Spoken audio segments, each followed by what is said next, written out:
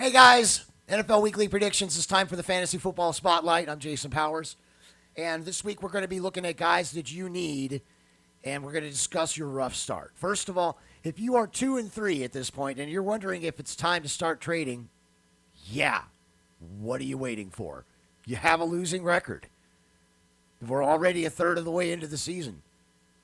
Get on those phones, those imaginary trade phones. Get online, text people, put some feelers out there. Do what you have to do. 2-3 is not good. You still have time to rebound. But if you are relying on the guys that you drafted still to this point, and you're 2-3, you've got to shake something up. At the very least, make a trade to shake the roster up. You never know. You have to try.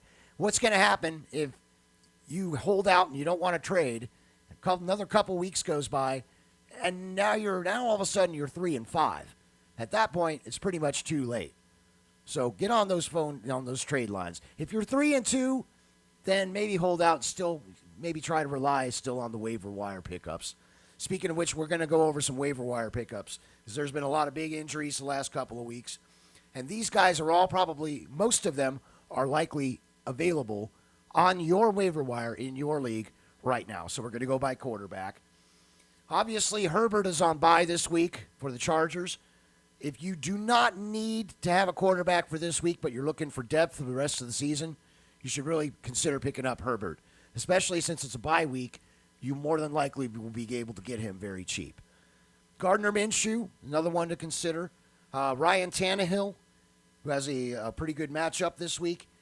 I've got him as a top 10 quarterback, Minshew as well. And Ryan Fitzpatrick. Fitzpatrick does not have a good matchup the next couple of weeks, but let me tell you something. This guy has been extremely underrated. As of this morning, in at least in Yahoo leagues, I believe he was at less than 20% ownership. That is disgusting. This guy has been a top 6 or 7 quarterback up to this point, and he has not had even one bad game. So despite the matchups, consider Ryan Fitzpatrick. If you're really desperate, maybe go Carson Palmer. I've had people asking me, what about Carson Palmer? What is your opinion on Carson Palmer? And look, we covered this earlier in the show, but just to kind of hit on a couple of points again. The Cowboys are going to be decent with Palmer. Palmer's not going to do badly for you if you pick him up because he's got such a great stable of receivers, a lot of wealth, that he can spread around. He's going to be active. He's going to be throwing the ball around. But this is a guy who hasn't really, who kind of reached his peak 4 years ago.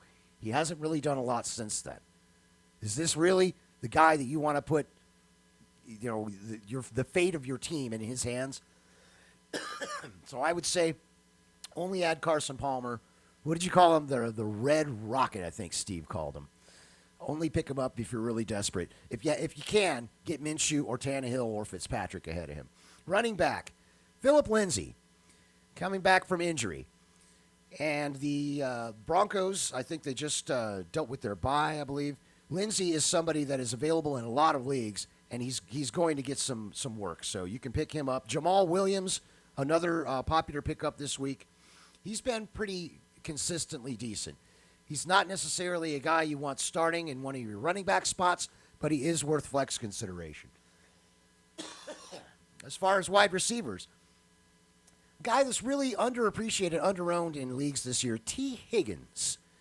T. Higgins from Cincinnati. That's somebody that you should think about. A guy I mentioned to Steve earlier in the show, Laviska Shenault. What kind of a name is that? I don't know what ethnicity that is. It is a very odd name. But if you can spell it and if you can find him and you need a wide receiver, Laviska Shenault is a good one to go to. He's obviously getting some respect and in the coaching staff in Jacksonville. And I see good things for Shenault going forward. Deshaun Jackson is somebody that's also kind of flying under the radar. Yes, he has health issues, I know. But if you need somebody, just for this week, primarily to fill in a bye spot, look for Deshaun Jackson. He's probably available in your league. Tight ends, we got a few to recommend. Eric Ebron, Graham, and in Cleveland, Austin Hooper. And I kind of am hesitant to recommend Austin Hooper. This is a guy that's burned me in fantasy several times. I counted on him a lot this year in a couple of my teams. I drafted him pretty early, too, preseason, and he really let me down. I have since parted ways with him, but he bounced back last week. And Cleveland, if they're going to have success, they're probably going to have to rely on Hooper, so consider him. If you're looking for a kicker, Stephen Gostkowski is available in many leagues, future Hall of Famer. I know he had an abysmal week one.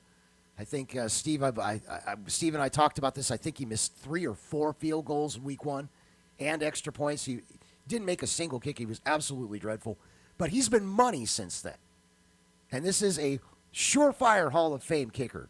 So consider Gostkowski. Also, Young-Ho Koo is another guy you can think about. Defenses, if you need a defense for this week, Tennessee Titans are a good one to pick up. And here's one that might surprise you. But the Giants are playing... New York Giants are playing the Washington Football Club. And that's going to be a real defensive battle. I expect the over-under on that. Right now it's set at 43. I don't even think they're going to hit that. I like the under on that. I think the Giants' defense, which is highly underappreciated, is going to really shut Washington down.